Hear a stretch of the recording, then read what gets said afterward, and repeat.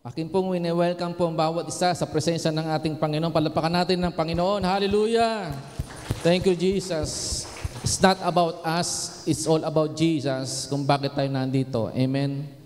It's not about this building, their condition, good sound system, or even about us, but it's all about Jesus. Kaya tayo nandito. We love God. We love His presence. We love our good shepherd, si Jesus. Amen po ba? Praise God. Nakita ko si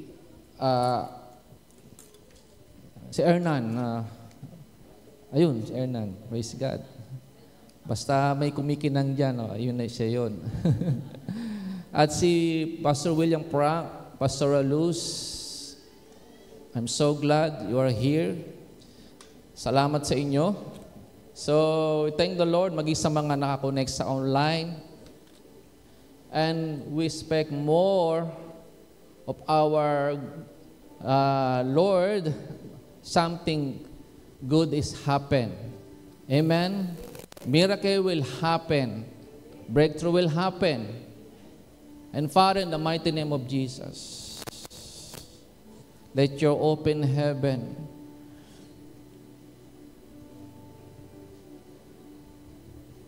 pour out your supernatural blessings, favor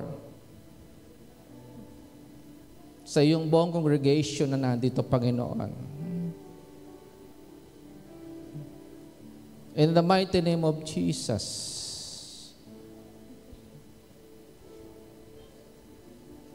I rebuke the spirit of infirmities, sickness, diseases, poverty sa iyong congregation na nandito in the mighty name of Jesus. And I speak life, I speak healing sa sino ang may sakit karamdaman. I speak life for your finances.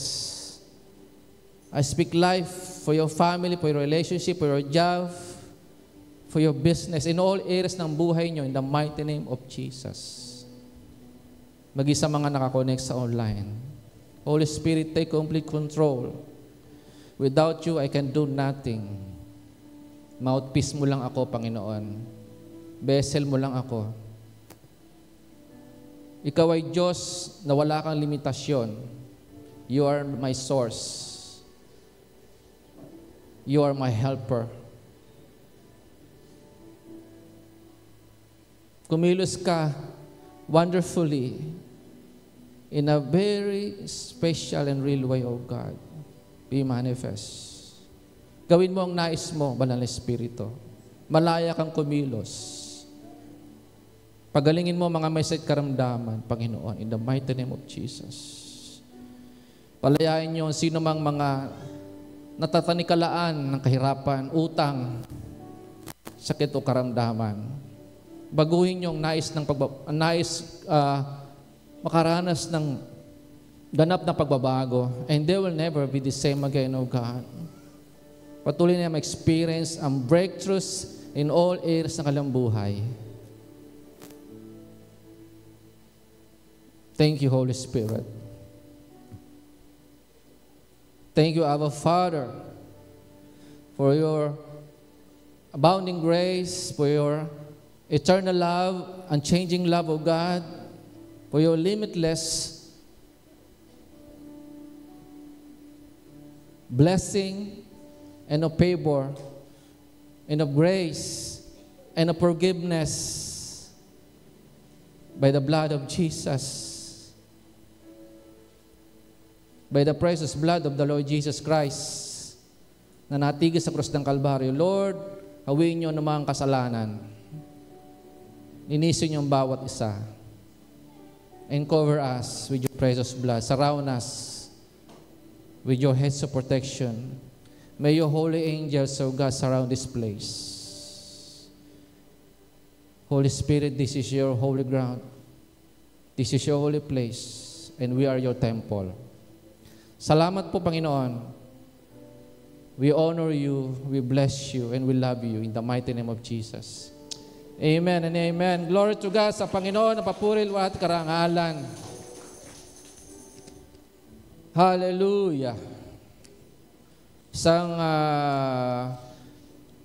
pribilehyo muli na ako po ay makapaghatid ng mensahe ng ating Panginoon. Pag ako po ay na-assign at nakikita ko yung aking schedule, at nakikita ko po yung pinaplus sa Facebook, sa FB, sa Messenger, yung schedule ko, para akong nanlit-lit ng tingin ko sa akin sarili. Sabi ko, sino ako? Ako lamang po isang alabok, isang lamang vessel ni Lord. But because we love the Lord, we will obey. Amen? Patuloy tayo magpapagamit sa Panginoon. Whatever challenges you are facing, whatever circumstances, bad things, disappointments, tuloy-tuloy lang tayong susunod sa Panginoon. Amen po ba? Tuloy-tuloy lang tayong sasamba kay Lord, maglilingkod. Tuloy-tuloy lang po tayo sa ating pagtitiwala, sa ating buhay at makapangyarihang Diyos. Because our God is a God of miracles, our God is a God of breakthroughs. He is our limitless God. Amen? Walang bagay na hindi magagawa ang Diyos. Walang bagay na mahirap sa Diyos. Amen po ba? Lahat ay kayang gawin ng Diyos para sa atin. Marahil sinasabi mo minsan, ikaw ay marami kang limitasyon, marami kang pagkukulang bilang tao, marami kang kahinaan, pero ang ating Diyos po ay walang limitasyon. Amen po ba? Kung paano ang kanyang pag-ibig po ay unstoppable. Wala pong limitasyon. Siya po ay wala ring limitasyon mag-supply, mag-sustain, magkaloob po sa atin ng kalakasan. Amen po ba? Hindi lamang po spiritual na kalakasan, but also physical strength, emotional strength. Marahil dumadanas ka po ng panghihina, marahil pinanghinaan ka ng loob dahil sa marami pong mga bagay sa mga nakaranasan mo na nakakapanghina ng loob. Ibig sabihin lang yan po, pag nag-focus ka sa iyong struggles, sa iyong mga kahinaan, doon mo mararamdaman na talagang marami kang limitasyon at kahinaan. Pero pag nag-focus ka kay Lord, kay Jesus, the author and perfecter of our faith, amen po ba? Ma-overcome mo yung mga kahinaan, ma-overcome mo yung mga limitation mo sa buhay. You will rise above over your limitation. And that's our topic for today. Medyo mag-i-English ako kasi meron po tayong kasama pong missionary. Rise above limitations. Talagang hiningi ko sa Panginoon, Lord, what is your message? Alam niyo, minsan kagad sa salita ng Panginoon, hinihintay lang ni Lord na mag-soaking tayo muna sa Kanya, mag-worship, mag-pray, mag-discipline. So, saka darating yung revelation. From Psalm 147, verse 5. Paki-electric fan, paki-hawi muna na konti. Psalm 147, verse 5. Great is our Lord and mighty in power. His understanding is infinite. Sa Tagalog translation, 147 verse 5, si Yahweh nating Diyos ay dakila at malakas, taglay niyang karunungan, hindi masusungkat, infinite, limitless. From the Hebrew word, yung salitang infinite ay Ein Sof. It means limitless in power, in wisdom, in strength and ability. Ang Diyos po natin na lumikha ng buong sangkalangitan, buong universe, buong sandaigdigan, ay hindi nalilimitahan sa maari niyang gawin para sa'yo, para sa iyong family. In every areas of our life, ang Diyos po natin ay very real. God is real in all areas of our life. Sapagkat siya po ay limitless in power and wisdom and ability. He has the power to prosper you, to heal you, to answer your prayer, to fulfill all His promises.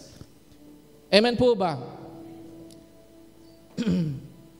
Sabi ng Luke 1 verse 37, for nothing will be impossible with God. Jeremiah 32:27, behold, I am the Lord, the God of all flesh. Is there anything too hard for me? Kapag ikaw po ay dumarating doon sa, ikaw po ay labis na nalulungkot,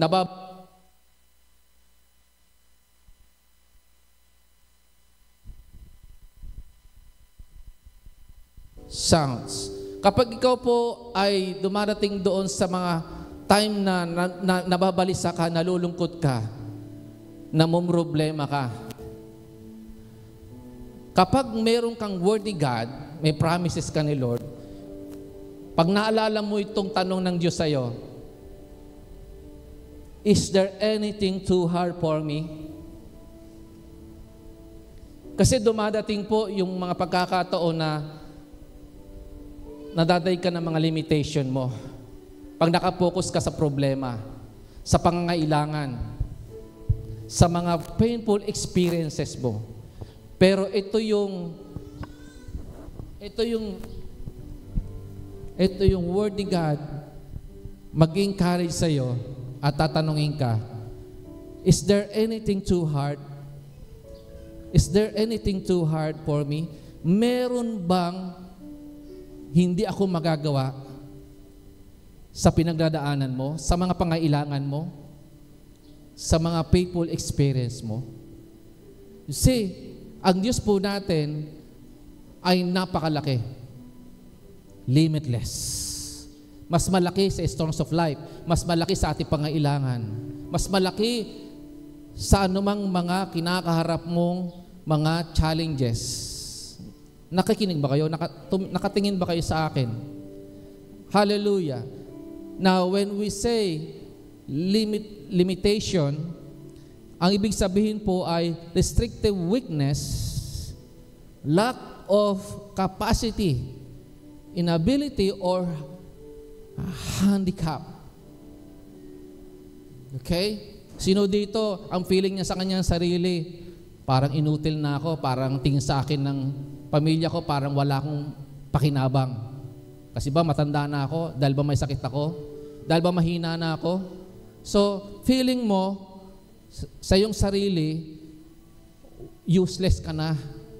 Wala ka ng pakinabang. Sapagkat the spirit of limitation, hinayaan mong mag-penetrate sa puso't isip mo. Okay? Then, may mga times na nadaday ka ng mga weaknesses mo. Gusto mong gawin yung pagtulong sa kapwa mo, wala kang magawa kasi kulang ka sa kapasidad o kakayahan. Okay? And also, another meaning of limitation, something which prevents you from reaching your full potential or goal. Sino dito may mga pangarap sa buhay, gustong marating yung kanyang goal, pero iniisip mo, parang imposible yata, wala akong kakayahan eh. Tumitingin ka sa limitation mo, tumitingin ka sa limitation ng family mo, kasi nakadepende ka sa sarili mo. Nakapokus ka sa sitwasyon mo. Okay? Pero kapag pinukusan mo, kinuha mo mga promises ni Lord at iyong pinaniwalaan ang sinabi ng Diyos at ang kanyang ang kanyang pong kadakilaan sa buhay mo ay yung acknowledge, walang imposible. Magkakaroon ka ng tapang, courage, na ituloy mo yung pangarap mo. Amen po ba? Kahit na sinasabi ng ibang tao, hanggang dyan ka na lang, wala ka na ng pagkasenso. Hindi ka na magbabago, hanggang dyan ka na lang talaga. Pero kapag may tama kang relasyon sa Panginoon, kapag iniibig mo ang Diyos, kapag lagi mong inilalagay sa puso mo ang salita ng Diyos, ang mga pangako niya, lagi ka maninindigan, lagi ka magtitiwala sa ating Diyos na nagsabi, kaya kitang pasaganahin, kaya kitang pagpalain in all areas ng buhay mo. Kaya kitang iangat, gagawin kitang iba kaysa doon sa iyong pinagdaanan o pinanggalingan mong pamilya. Kaya kong baguhin ang sitwasyon mo dahil meron kang relasyon sa akin. Dahil iniibig mo ako. Dahil naniniwala ka, kaya kong gawin ang lahat para sa iyo. Amen po ba?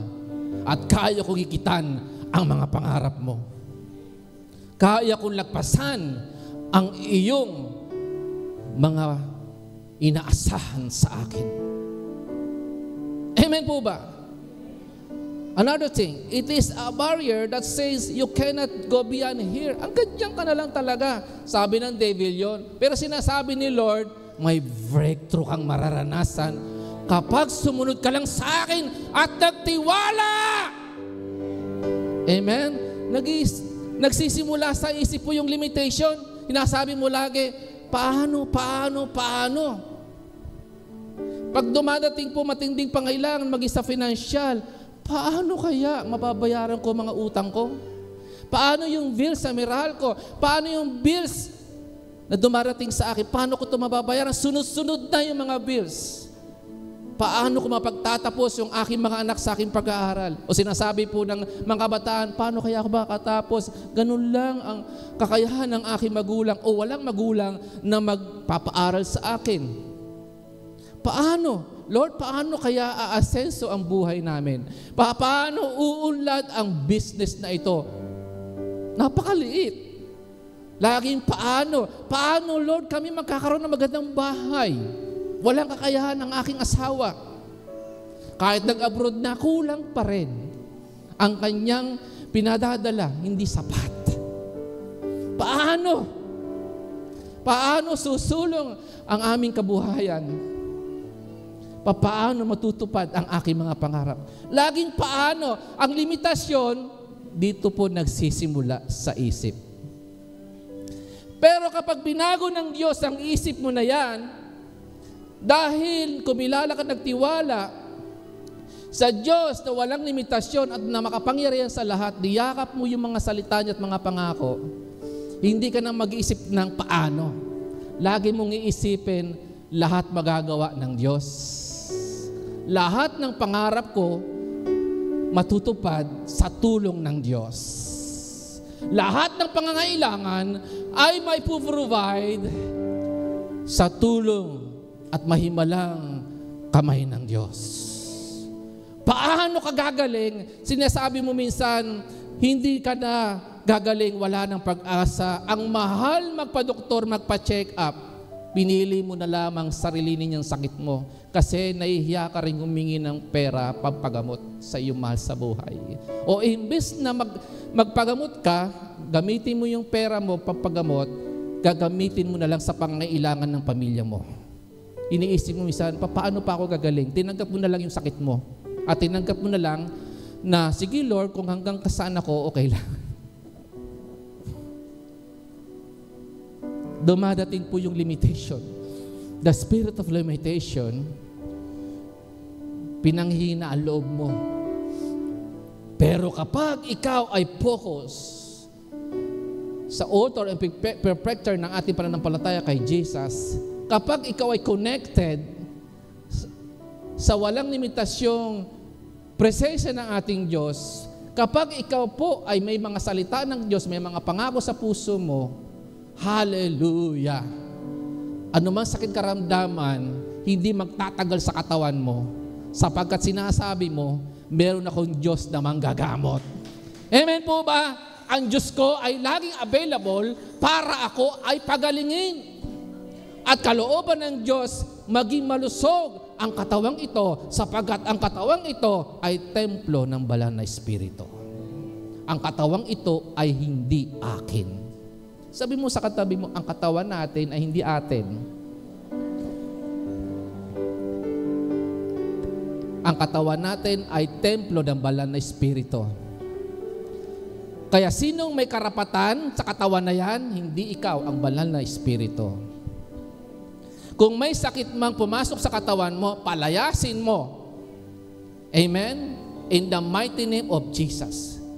It is a decision kung gusto mo manatili na ikaw ay malusog o may karamdaman. Alam mong anak ka ng Diyos at alam mo magagawa lahat ng Panginoon. Amen po ba? At alam mo na ang presensya ng Diyos na sumasa atin ang siya ding source ng ating kagalingan at kalakasan. Amen po ba? Kahit ako, ang kahapon dumadating sa akin, taga-struggle ako. Meron naramdaman akong pain sa katawan ko. Pero the Lord is my healer. Sabi ko, Lord, ako magpipreach bukas. Hindi lang sa Mother Church, pati sa Tondo, magpipreach ako dahil sa anniversary po nila.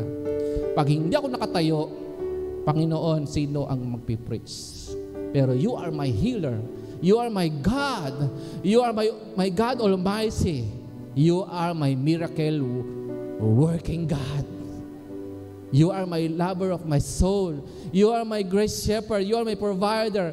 Ikaw ang lahat sa buhay ko, Panginoon. Kapag in-acknowledge mo, Lord, si God, si Lord sa buhay mo, kapag iyong ipinasakop ang iyong sarili sa presensya ng Diyos,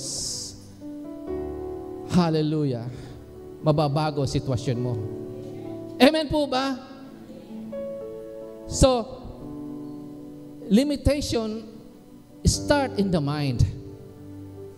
Also, the meaning of limitation can be found or in every aspect of your life or of our lives. In marriage, finances, spiritual walk, education, relationship, health, job, and ministry. Sabi ko nga minsan, nag-uusap kami, Ma'am Raychinyo, pati ng mga anak ko, bago kami mag-pray sa gabi. Ang dami pong humingi ng tulong. Hindi lang po yung mga mahal namin sa buhay. May mga pastor po tayo, nagpapaabot ng mensahe, humingi ng prayer. Especially sa South Cotabato. Yung ating pastor doon, yung mag-asawa doon, very passionate sa kanilang paglilingkod sa Panginoon. Marami silang soul na nawiwin at merong kumunek sa kanila na isang pastor pa na dati na lang kilala na merong hawak na 3 outreach. At karamihan po na ina-outreach nila doon, wini-win ay yung tribal community. Ako po'y nabe-bless at galak na galak ang puso ko sapagkat ang dami pong kumukonek at yung pastor na iyon na kumunek sa CSF doon sa mag-asawang pastor ay may mga kakilala pang ilang pastor, ilan ba? Nasa 10 yata, no? All 14 gustong kumunek sa CSF South Cotabato. May mga hawak din pong mga outreaches. Galak na galak ang puso namin sapagkat nag-a-advance ang ministry. Pero kapag nag-focus kami sa pangailangan at pagtatanong na paano kami tutulong sa humingi ng tulong sa amin kung kami mismo ay kulang sa kakayahan. Ang Mother Church ay hindi pa naman ganong kadami ang pera. May pera, pero hindi pa ganong kadami ang pera. Pero we declare and we believe na ang CSF Mother Church ay magiging millionaire na church ni Lord at ministry ng Panginoon. Not only millionaire, kayang gawin na billionaire to para marami tayong matulungan. Andito si Pastor Luz, gusto niyang tumulong. May passion siyang tumulong sa ministry. So ang dami pong nating gustong tulungan, pero dumadating po sa atin, struggle po tayo. May limitation na dumadating sa atin, nag-struggle ka. Pero kapag nagtiwala ka sa Panginoon, Lord, kanino ba ang ministry? Sa'yo. Lord, ikaw na tumawag sa amin, ikaw na natatag ng ministry na ito, ng iglesyang ito, ng mga churches na ito, ay mayamang Diyos. Wala kang limitasyong Diyos. Ikaw ang aming source. Salamat sa naging isang nag-amen. Gising ba kayo? Mayaman ang ating Diyos. At makikita yon sa ating pamumuhay. Amen po ba? Kung paano ang Diyos nagiging real, God is more real sa ating pangailangan. Now, may tinignan ako sa Old Testament na example na nakakaranas ng limitation. You know, limitation is the source of fear, the source of defeat. In Exodus 14, verse 13 up to 14, naalala ko po yung mga spies, 12 spies na itutusan ni Moses, magmanman kayo doon sa lupang Kanaan, sa promised land, sa ipinangako na lupa o promised land sa atin ng Diyos. Magtiktik kayo doon, mag-spy kayo doon. At kung ano makita ninyong maganda doon, iuwi ninyo. Matapos silang magmanman, nag-uwi sila ng malaking buwig na ubas. Ang laki, higante, isang buwig, 2 tao lang nagbubuhat. Ang bigat ng ubas. Nag-uwi din sila ng puno ng granada at igos. Sabi nila, mayaman ang lupain na yon. Sagana ang lupain. Subalit, matataas ang muog doon. Mga higanting tao nandoon. Para lamang tayong mga tipaklong na kaya nilang durugin at kainin. Sabi nung 10 spy. Pero sabi ni Caleb, huwag kayong matakot, ibinigay na sa atin ng Diyos yun. Tayo na, kubkubin natin ang lupang pinangako sa atin ng Diyos. Pero yung 10 spy, hinahawahan niya yung bayan ng Diyos ng takot. Dinidiscourage nila. Dahil sabi, para lang tayo mga tipaklong sa harapan ng mga maraming mga higante na yon. Alam nyo, kung tinitignan mo ang sarili mo na mas maliit, mahina, kaysa sa storms of life, kaysa sa mga higanting problema at pangailangan, yan ang magiging tingin sa iyo ng kaaway. Nakikinig ba kayo? Kung ano ang tingin mo sa sarili mo, ganun ka tinitignan ng devil. Mahina ka, marami kang limitasyon, hindi mo kaya mga problema mo. Doon pa lang, defeated ka na. Hello? Pero kapag tinitignan mo ang sarili mo at tinitignan mo ang Diyos na mas malaki sa lahat at ang sarili mo na ikaw ay anak ng Diyos, amen? Na ang iyong Diyos ay buhay at makapangyarihan, hindi ka, ang iyong tingin lagpas lang doon sa malahiganting pangailangan o problema. Dahil ang mas nakita mo doon, yung kadakilaan ng Diyos, yung kapangyarihan walang limit, yung kapangyarihan ng Diyos na walang limitasyon. Amen po ba? Si Caleb, si Joshua, hindi nila tinignan kung gaano kalalaki yung mga higante nandun sa Canaan. Yung mga giants, ang nakita nila ay yung malaking Diyos nila natin na si Yahweh na nangako, ibibigay ko sa inyo ang promised land. Ibinigay ko na sa inyo, kunin nyo na. Dumadating po sa atin yan na bago mo makamit yung pinangako ng Diyos, may mga challenges muna sa buhay natin. Hayaan ka ni Lord humarap dyan, dumaan. Isa masakit, ang hirap. At iniisip mo, tutuloy pa ba ako? Hindi. Pero kapag nandito ang salita ng Diyos, nandito po sa puso natin mga pangako ng Panginoon, tuloy-tuloy ka lang. May breakthrough ka. Sasamahan ka ng Diyos na makalagpas doon sa kinakaharap mong matinding hamon, pangangailangan o suliranin. Amen po ba? And another source ng limitation ay defeat. Ang source ng limitation ay defeat. No, Numbers 13 verse 31 up to 33, sabi ni Joshua and Caleb.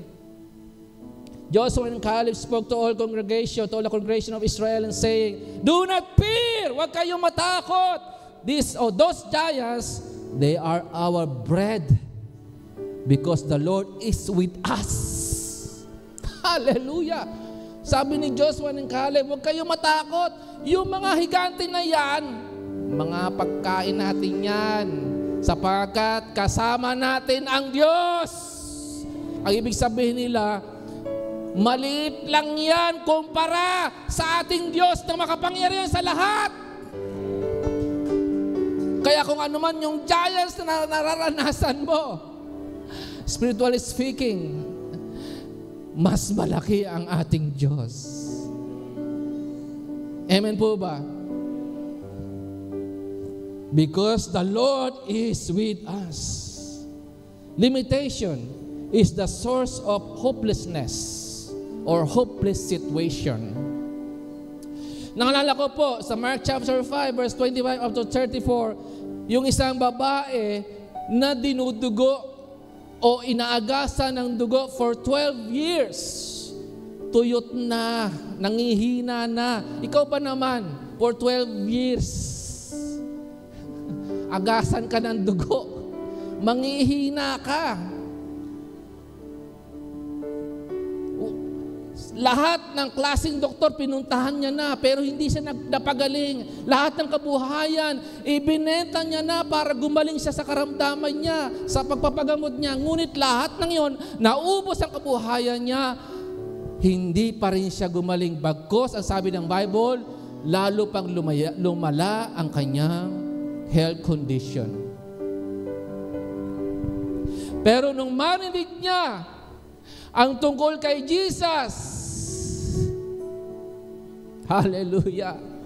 Nung dumarating ang Panginoon, kasama yung kanyang mga disciples, at ang daming tao na sumasalubong sa Panginoon, pinilit niyang gumapang at ang sabi niya, mahipo ko lang ang laylayan ni Jesus. Laylayan ang damit ni Jesus. Ako ay gagaling. Siya po ay bounded ng limitation. Mahina siya, gumagapang na lang at ang dami pang hadlang sa paglapit niya sa Panginoon. Pero nagdesisyon siya na mangibabaw siya doon sa kanyang limitation dahil sa faith niya kay Jesus. Sa kabila ng hadlang, sa kabila ng kanyang health condition, nangihina siya, pinilit niyang gumapang papalapit sa Panginoon. At alam niyo ba, kanyang naabot, narating ang presensya ng Panginoong Hesus. Nahipo niya at nahawakan ng laylayan ng damit ni Jesus, ng ating Panginoon. At nung oras na yon, nakuha niya ang inaasahan niyang himala sa Panginoon. Siya ay gumaling sa kanyang karamdaman. Huminto ang kanyang pagdurugo at siya ay lubusang gumaling. Ang sabi ni Jesus, anak, huwag kang matakot. Pinagaling ka ng iyong pananampalataya. Ang pananampalataya mo nakakonek kay Jesus. Ang siyang magbibigay sa iyo ng kapangyarihan, kakayahan na mangibabaw sa iyong mga limitasyon. Miracle will happen for your healing, for your financial breakthroughs. Walang imposible sa Panginoon. Amen po ba? Sabi mo, mahirap lang ako. Ikaw may sabi niyan.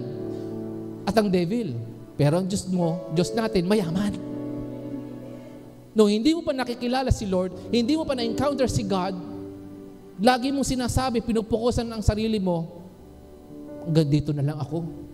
Kung ano ang pinagmulan ko, gandito na lang din ako, pati susunod kong lahi. Pero nung na-encounter mo si Jesus, dumating sa iyo ang magandang balita na meron palang nagmamahal sa iyo, umiibig sa iyo ng labis, si Jesus, at handang baguhin ang buhay mo at sitwasyon mo. Hallelujah. Unti-unti mo nakikita. Habang ikaw ay lalong napapalapit sa Panginoon at ikaw ay nagpupurso sa iyong relasyon kay Lord, hallelujah, unti-unti mo nakikita yung breakthrough. At biglang nabago isip mo, ay, hindi pala akong ganito lang. Meron pa palang kakayahan na ibibigay ang Diyos sa akin. Kaya ko palang maging iba kesa sa pinanggalingan ko, kesa sa kapitbahay ko. I will make a difference because my God is a supernatural God. Palapakan natin ang Panginoon.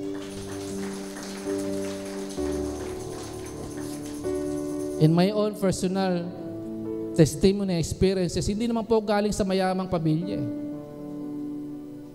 Nasa middle lang. Pero never, nung ako'y nakakilala sa Panginoon, never ako nag-isip na kung ano ang pinanggalingan kong family, ganun din ako. Dahil meron akong Diyos na buhay, makapangyarihan sa lahat, naniniwala ako na pag sumunod ako sa Panginoon, it follows na lang yung mga pangarap ko. It follows yung mga hinihingi ko sa Panginoon na breakthroughs. Nakikinig ba kayo? Nagsimula tayo sa very humble beginning. Nag-pioneer kami ni Ma'am Rachie ninyo. Hindi pa tayo ganito kalaki. Wala pa tayo ganitong church building. Nangungupahan lang po. Pero nandun yung takot sa puso ko, Lord, independent kami, walang nagko-cover sa amin, wala nag-umbrella sa amin na malaking denomination. Paano masusustain ang ministry na ito? Pero sabi ni Lord sa akin, sa heart ko, bakit? Kanino ba yan? Ministry. Kahit maliit yan, kaya kong palakihin yan. Huwag kang mag-alala. Ako ang magpo-provide, magsusustain, magdaragdag, magbibigay ng increase. Alam niyo, ginagawa ko lang lagi, lumuluhod kay Lord. May isang kabataan nagtanong sa akin, di ko nabagitin ang pangalan, Dad, Bishop, bakit maitim lagi yung siko mo? Parang sinasabi niya sa akin, hindi mo malang inihilot. Alam niyo, kaya maitim yan, kumapal na ang kalyo. Pati tuhod ko, kaluluhod. Sino ang iniluluhod? Ang church, ang ministry, ang pamilya ko, ang mga mahal namin sa buhay. Mula noon, mula doon sa humble beginning na yon, nang ako po'y natutong magpasakop sa Panginoon ng buong buo, nakita ko po ang resulta. Ako na walang kakayahan na mapalago ang ministry from pioneering, binigyan ni Lord ng kakayahan.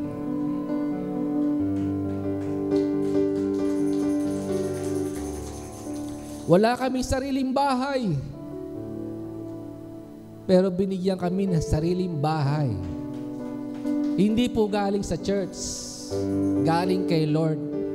Wala akong kakayahan, pero binigyan ako ng kakayahan makabili ng bahay sa exclusive subdivision.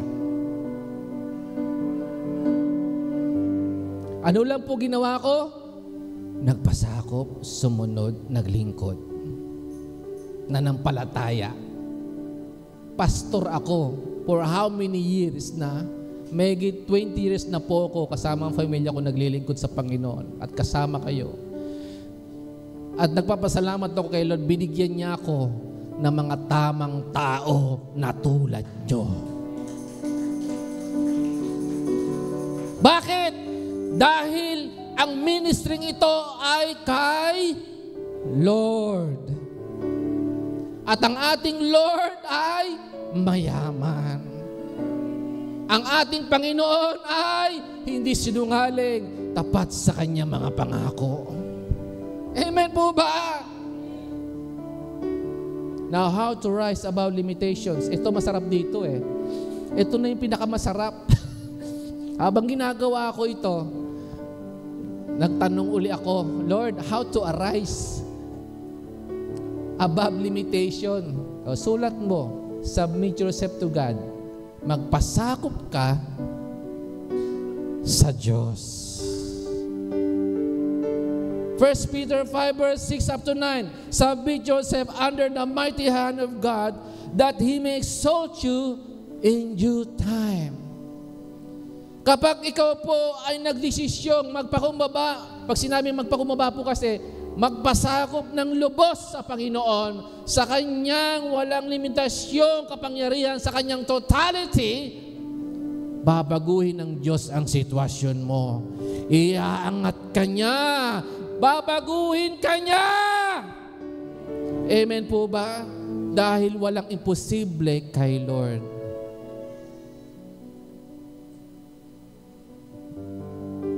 Kagaya po ng aking pinatotoo sa inyo, magpasakop lang tayo sa Panginoon. Ipasakop mo lahat. Pamilya mo, pangarap mo, karir mo, trabaho mo. Itong ministry, pinasakop ko kay God. May biglang nagpapaala, may biglang dumidisconnect. Okay. Bakit? Kanino ba yung ministry? Akin ba? Kanino ka dumidisconnect? Sa akin ba? Hindi. Kay Lord.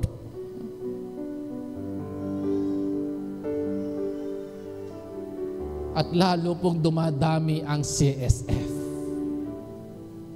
Dati ilang piraso lang tayo, ngayon ang dami na po. Sa buong Luzon, ilan na tayo? Sa Mindanao, sa Bisaya na lang po wala. Pero magkakaroon na. Dahil pinasakop natin kay Lord, pati na po ang ministry, siya ang bahalang mag-provide ng lahat ng kailangan. Amen po ba? Kaya yung mga microphone na yan, malapit ng palitan ng bago ni Lord. Marami nang pinalitan, binago mga instruments. Ang dami pong tumutulong. Ayaw mapanggit ng pangalan eh. Microphone na lang. Kung ano po yung pinakamura, hindi pa mapapalitan na rin ang microphones sapagkat mayaman si Lord. Magkano? 35,000. Very small money compare sa Diyos na mayaman. Amen po ba? Huwag ka magsalitan, huwag mag-isip ng paano kaya gagawin ni Bishop? Paano kaya gagawin namin? Anong paano? Meron tayong Diyos na magbibigay sa iyo, sa atin ng kakayahan. Amen? Sapagkat walang limitasyon ang Panginoon. Pag sinihipo ka ni Lord, nangungusap na sa iyo ang Diyos, ibili mo, huwag kang mag-aalilangan. Boses ba ni Lord John o boses ko lang? Boses na ni Lord John, sumunod ka na. Wow, dapat na ma-excite ka. Dahil pag sumunod ka, mas may malaking pagpapala at breakthrough kang mararanasan. Amen po ba? Challenge yun eh. Challenge. Ako, dumating sa point na merong isang pastor, walang sasakyan sa Laguna. Eh, yung motor ko, kababayad ko lang, katatapos ko lang bayaran. Ang sabi ni Lord sa heart ko ng Espiritu, anak, ibigay mo yung motor mo doon sa yung pastor mo. Eh, Lord, kababayad ko lang, baka nung sabihin ni ni Ma'am Reggie. Pero mas pinakinggan ko yung udyok ng banal na Espiritu. Ibinigay ko yung bagong motor ko. Alam niyo ipinalit? Kotse. Hindi man Brand new yun puti. Brand new. Alam niyo, pag sumunod ka kay Lord, walang lugi. Amen. Mas malaki pang blessing ang datanggapin mo. Kaya mag-invest ka lagi sa ministry, sa gawain ng Panginoon. Bakit? Di mo naman po madadala yan pag ikaw po umalis sa mundong ito at pag umuwi na kay Lord, di mo naman madadala yan. Bahay mo, pera mo, bank accounts mo, sasakyan mo. Anong meron ka? Hindi mo yan madadala. Sabi nga ng Bible, pinanganak kang walang dala, aalis ka rin walang dala. Pero ang kagandahan, pag sumunod ka kay Lord, hindi ka lugi. Pagdating mo na kaharian ng Diyos, yung ininvest mo dito sa gawain ng Panginoon, makikita mo doon. Amen po ba? Kayamanang hindi nasisira. Sasabihin mo, mayaman ka pa rin. Hindi ka lugi. Kung mayaman ka dito sa ibabaw ng daigdig, mayaman ka rin doon. Mas mayaman ka doon sa langit. Amen po ba? Huwag kang manginayang. Kung ang buhay nga namin, binigay namin. Kaya mo rin gawin yan. Dahil mahal mo sa Panginoon. Mahal mo ang Panginoon. Amen po ba? Secondly, make Him as your source. Philippians 4 verse 13, I can do all things through Christ who strengthens me. That our God is our source. He is our unlimited source. Hindi po yung trabaho mo ang source. Not your job. Not your family. Not your business. Our real source, highest source, si Jesus. You can do all things through Christ. Amen? Who strengthens us. Nangihina ka ba? Ang sabi ng Bible, ang ating Diyos ang source ng kalakasan. Amen? Dumarating ka ba doon sa kawalan? Andyan ang Diyos ang source ng kapunuan. Dumarating ba struggle ka sa kalusugan mo? Andyan si Lord na source na iyong kagalingan.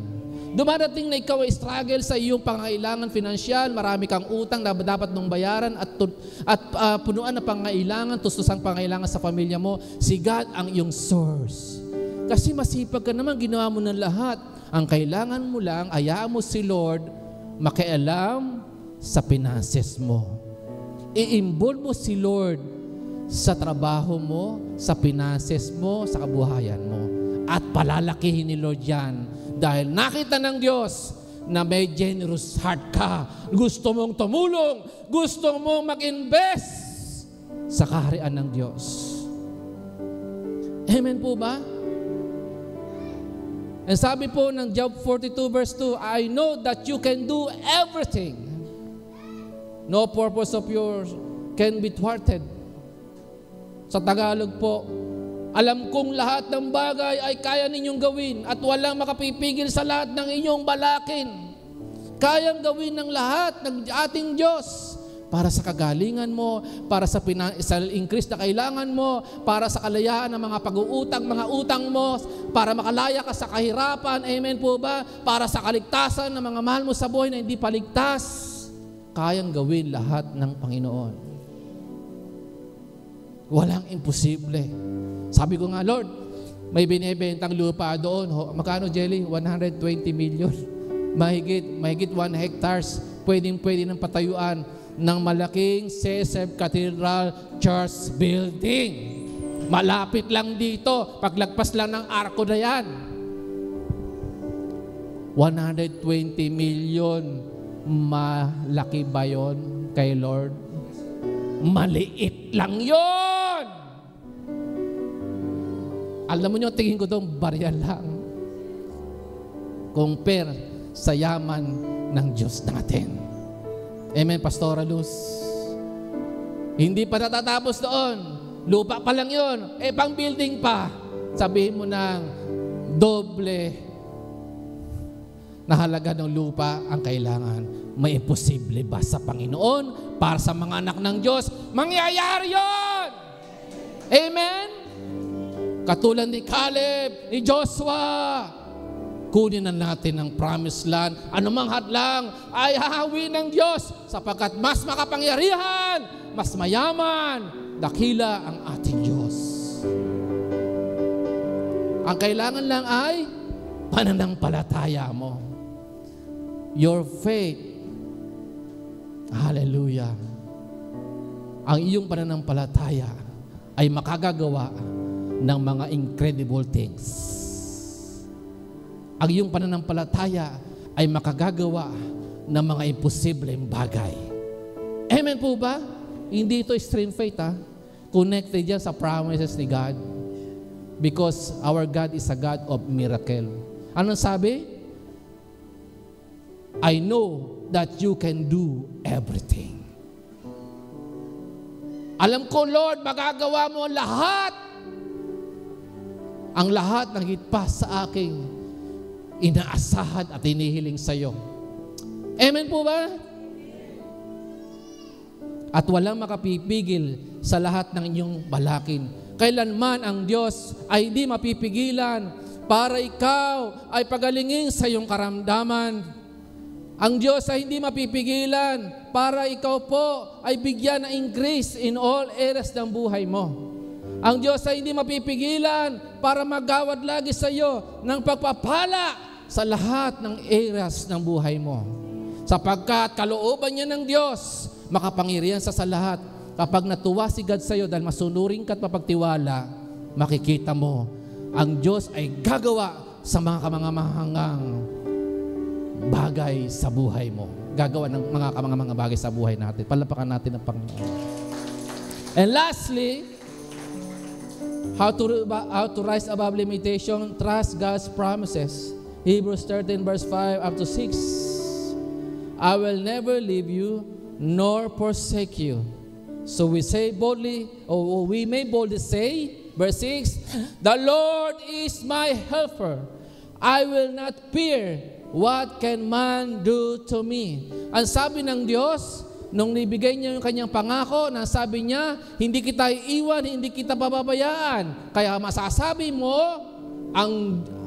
na mayroong tapang, na may lakas ng loob, ang Diyos ang tumutulong sa akin. Dumadating ang mga pangailangan, ang Diyos ang tutulong sa akin. Dumadating po na ikaw ay nanghihina, nagkakaroon ka ng karamdaman, ang Diyos ang tutulong sa akin at magpapagaling.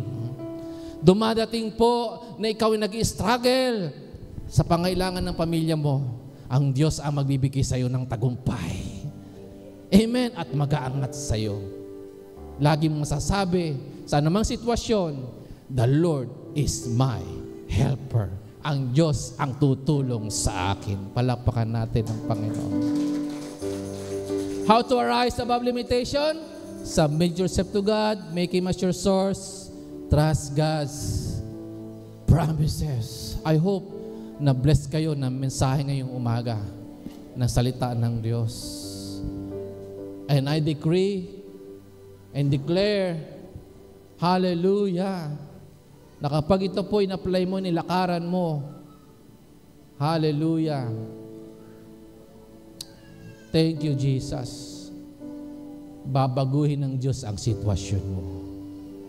And you will never be the same again. Alam ko marami nakakonect sa online na bless. And I decree miracle for your finances, for your healing, for your job, for your family. In the mighty name of Jesus. In all areas ng buhay mo, I speak blessing beyond measure. Amen.